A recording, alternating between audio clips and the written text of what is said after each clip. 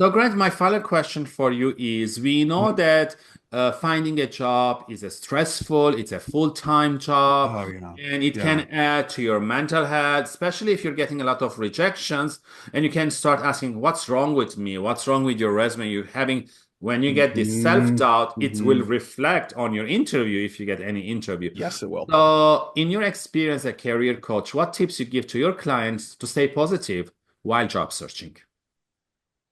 hmm That's a great question. I think there are three main steps in that you can follow to try to get the job while saving your mental health. Yes. First, really assess and figure out what activities are most likely going to lead to me getting a job. Mhm. And that can kind of vary person to person, but for a majority of people, assuming you already have a good resume, assuming your LinkedIn looks okay, Yeah. and assuming that you have a clear picture of what you want and what you're looking for, I think the activities that could lead to you getting the job would be finding new companies to apply to, Yes. researching those companies, reaching out to people on LinkedIn working at those companies, sending personalized Mm. messages to hiring teams, and maybe occasionally following up with people that you've already connected with or reached out to. So when you know the activities that are important, step two is just block in your calendar every day, Yeah. however much time you can comfortably devote to it. If it's just an hour, that's fine. If it's 5 hours, great. Mhm. To really focus on those activities. Yes. Maybe you have a block in the morning, 60 minutes, totally focused on research and networking. So during those 60 minutes, research two new companies that you think you're interested in, Mhm. and then maybe reach out to 10 new people on LinkedIn, send connect requests, and then find 10 more people that you could message the next day. So that's your first hour. Second hour, that could be applying, that could be later in the evening. Two jobs that you're ready to apply to, make some small changes to your resume, send them on the company website or send them directly to any connections you have, and then message the hiring teams on LinkedIn or Mhm. maybe even via email, letting them know you've applied, sharing a little bit about why you're interested and what you could bring to their team, and attach your applications then to those messages. And then when you get your stuff done for that day, just log off the computer as best you can. Try not to think about it. Enjoy time with your family.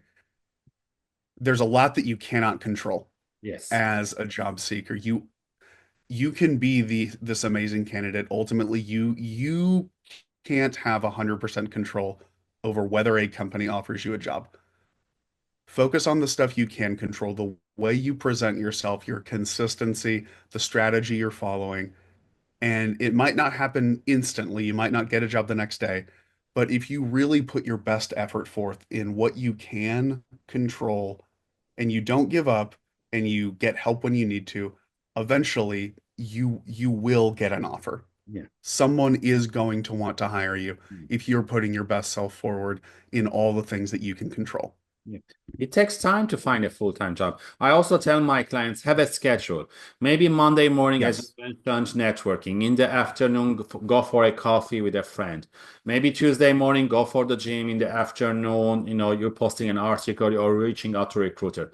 Maybe Wednesday, take the day off because you need to recharge before applying to You doing do. other things. Yeah. And again, as you've mentioned, maybe also if you applied or you got a phone call or an interview, celebrate those small wins because it will help your mind. Okay, something is Sure, working, something sure. is dying. And again, maybe the weekends take time off. You cannot be in front of the computer 24/7. That's not healthy. Mhm.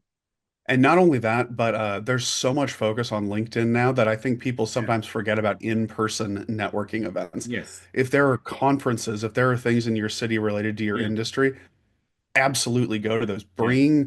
Bring some resumes, bring your business card. Yeah. You could make some fantastic connections Yeah. there. And there are also you can join groups on LinkedIn and build relationship. Don't be especially like at the hmm beginning. Don't ask, oh, I need a job. Can you have it? Don't be like desperate. Again, it's all about them. Take about a relationship, because a lot of times when I'm helping clients or students, they are telling me, but I need a job now. Why I need to build that relationship, hoping in 3 months' time a job will come.